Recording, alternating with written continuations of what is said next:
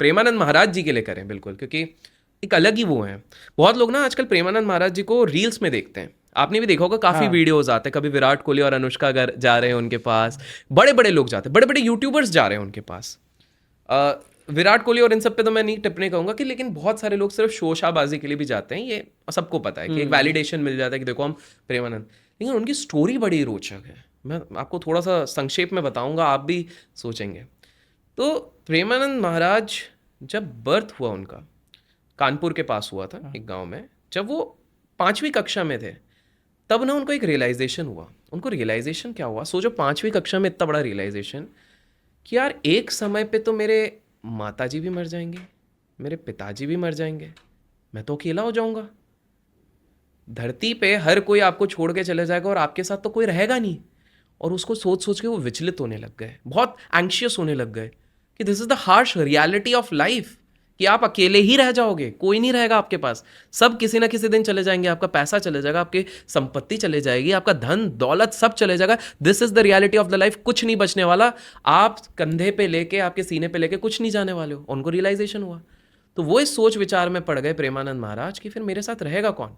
और उनको आंसर आया ईश्वर, केवल ईश्वर ही है जो मेरी उंगली थाम के रखेंगे। तो ये जब रियलाइजेशन हुआ, इनकी फैमिली पहले से स्पिरिचुअल थी, इनके ग्रैंडफादर, इनके फादर काइंड ऑफ पार्शियल सन्यासी ही थे, सन्यास को ही फॉलो करते थे। तो ये बोले कि यार अगर स्पिरिचुअली मेरे को इवॉल्व होना है तो मुझे क्या करना पड़ेगा। तो कुछ वर्ष बाद एक ही जगह हमारे देश में जो सबसे ज़्यादा one of the most spiritual places कहा जाती है, जिसको शिव की नगरी भी कहा जाती है, वो है हमारा बनारसी, बनारस, काशी। तो काशी चले गए। पापा को इन्होंने बोला कि पापा देखिए, हमको बनारस जाना पड़ेगा क्योंकि हमारे अंदर अध्यात्म की शुरुआत हो चुकी है।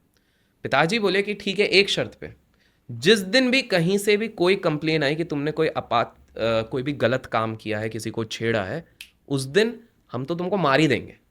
इस तरह से बोला, आप मुझे अनुमति दें, ऐसा कोई भी मौका नहीं मिलेगा। जी, बनारस पहुंचे तो एक पेड़ के नीचे रोज 2-3 घंटे अपना साधना करते थे, जिसमें शिव जी को याद करते थे। बहुत लोगों को लगता है उन्होंने कृष्ण जी से शुरुआत करी, शिव जी से सबकी शुरुआत शिव जी से ही होती है। वैसे शिव जी को ध्यान करते थे, भिक्षु भिखारियों के साथ बैठते थे, और उसमें भी रूल रहता कि वो 10-15 मिनट के अंदर जो मिल जाए खाना वो खाना है, अदरवाइज कई कई दिन भूखे रहते थे। कई कई दिन केवल गंगा के पास वहां से पानी लेके वो पानी ले रहे हैं।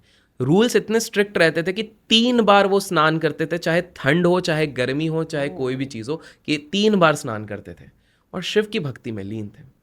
फिर जब वो 35 की एज में थे, तब एक इंसिडेंट हुआ जिसके बारे में बताऊंगा, लेकिन उससे पहले क्या हुआ कि एक स्वामी जी आए इनके पास, एक गुरु समझ लीजिए।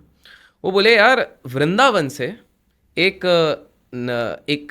वो लोग आ रहे हैं, एक पूरा ग्रुप आ रहा है, ऑर्गेनाइजर आ रहे हैं, जो कि यहाँ पर पूरी तरीके से लीला का प्ले करेंगे, कृष्ण लीला का प्ले करेंगे, ये अपने ध्यान में। बोला न, मेरे को नहीं जाना, क्योंकि इन्हें तो डिसाइड कर लिया कि मैं तो डिवोटेड हो गया हूँ अब ऑलमाइटी को, नहीं जाना।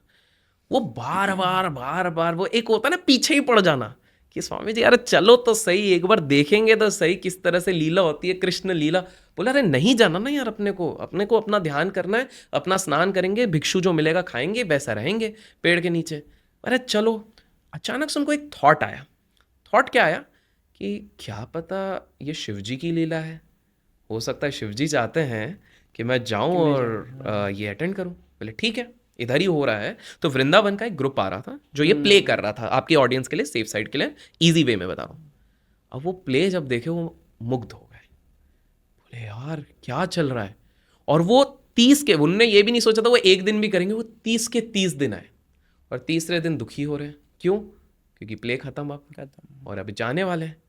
अब ये एंग्शियस हो रहे हैं, क्या करूं क्या करूं क्या करूं क्या करूं। ध्यान में बैठे हैं, ध्यान में अचानक से इनको आता है कि वृंदावन चलो। अभी तक इनके थॉट में कभी आया ही नहीं है वृंदावन जाना, वृंदावन चलो। पर अब जाए कैसे?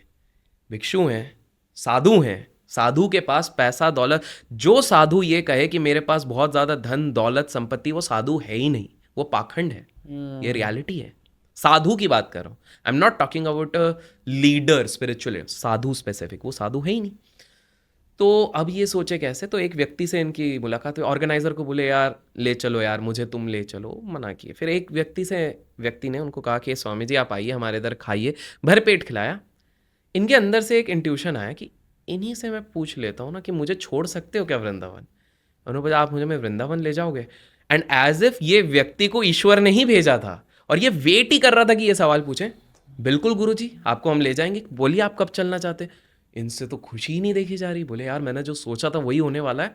बोले हम तो जब आप बोलोगे हम कल चलने को तैयार है। बोले ठीक है हम कल आपकी व्यवस्था करते हैं। अगले दिन ये गए और एक बार ब्रज में गए, जैसे ही उस धरती पे कदम पड़ा, मेडिटेशन हुआ, इनके आंसू नहीं रुके। इट वॉज लाइक कि मैंने अभी तक तो अपनी जीवन व्यर्थ ही गवा दी है, वेस्ट कर दी है। मेरा डेस्टिनेशन यही था, श्री कृष्ण ही मुझे बुला रहे थे, शिव जी ने राह दी है यहाँ पे। और उसके बाद वो वृंदावन से निकलने को तैयार ही नहीं। बहुत कठिनाई उनने झेली है। हम लोग बड़े आसानी से कह सकते हैं उनको कितने कितने दिन खाने नहीं मिले थे। एक्चुअल चैलेंज हुआ था जब वो 35 उम्र के थे। जस्ट इमेजिन करो इस सृष्टि में एक ऐसा व्यक्ति हो जिसको 35 साल के उम्र में डॉक्टर्स ये कह दे कि तुम्हारी किडनी खराब है, तुम 2 साल या मैक्स 5 साल से ज्यादा नहीं जी सकते हो। आज 19 साल हो चुके हैं और वो अभी भी जी रहे हैं। साइंस को फेल कर दिया है कृष्ण भक्ति ने। ऐसे हैं प्रेमानंद महाराज। क्योंकि प्रेमानंद महाराज ने ये कहा, उनको कहा भी गया जो होता है ना किडनी में डायलिसिस कर लो, ऑपरेशन कर लो, ट्रांसप्लांट कर लो, नहीं। क्योंकि उनका शरीर से मोह ही निकल गया है। जिस व्यक्ति का शरीर से मोह ही निकल गया, उसको क्या सिक्स पैक की जरूरत, उसको क्या खूबसूरत दिखने की जरूरत, उसको क्या जरूरत कि मैं अपने आईलाइंस चेंज करूं, किसी चीज से मतलब ही नहीं है। शरीर का मोह ही निकल गया उनका। तो प्रेमानंद महाराज जी ने कहा कि भाई मेरी किडनी जैसे भी हो, मैं तो अपनी भक्ति में मग्न हूं, मैं आज भी लोगों को अच्छा ज्ञान दूंगा, सब कुछ दूंगा। वहीं टिक गए। सोचो डॉक्टर्स ने कहा था 5 वर्ष मैक्स, 19 वर्ष हो गए। उनकी अगर आप देखोगे किस प्रकार से आज प्रेमानंद महाराज, आप जस्ट इमेजिन करो, हम लोग कहते हैं हम तप कर रहे हैं, हम कुछ नहीं कर रहे हैं, हम चुल्लू भर पानी में डूब मरने लायक हैं। प्रेमानंद महाराज आज भी इतने अच्छे वचन सबको दे रहे हैं और वो सिर्फ इतनी छोटी सी प्याली में 2 ग्लास पानी दिन भर में पी सकते हैं। इतना बोलने के बाद गला सूख जाता है इंसान का। हम लोग खुद 2 घंटे बोलने के बाद पानी पी लेते हैं। उनके पास एक रुमाल रहता है, वो गीला रहता है, उसको सिर्फ वो लिप्स में ऐसा टच कर लेते हैं। क्यों? क्योंकि बिकॉज ऑफ हिज किडनीज वो ज्यादा पानी भी नहीं ले सकते। कितने समय पे ये साधु केवल एक समय खिचड़ी लेके अपना पूरा लाइफ निकाल लेते हैं और यहाँ पर हम 6 times a day protein, fibre, ये वो करते रह जाते हैं। सो प्रेमानंद महाराज अगर आप देखोगे, ऐसे ही इतने सारे लोग उनके पास नहीं आते। आज प्रेमानंद महाराज जब अर्ली एकदम अंधेरे में जब निकलते हैं ना, तो लोग खड़े रहते दंड लगा के वहां पर उनको प्रणाम करते हैं, क्योंकि उनका ऑरा ही ऐसा है। सही है। इनफैक्ट काफी लोगों का तो ये कहना है, अच्छा इसमें मेरा तर्क अलग हो सकता है, काफी लोगों का कहना है कि प्रेमानंद महाराज तो खुद ही कृष्ण का रूप है, क्योंकि ऐसा कैसा हो सकता है किसी की किडनी काम नहीं कर रही और वो इतने वर्ष तक चल रहे हैं।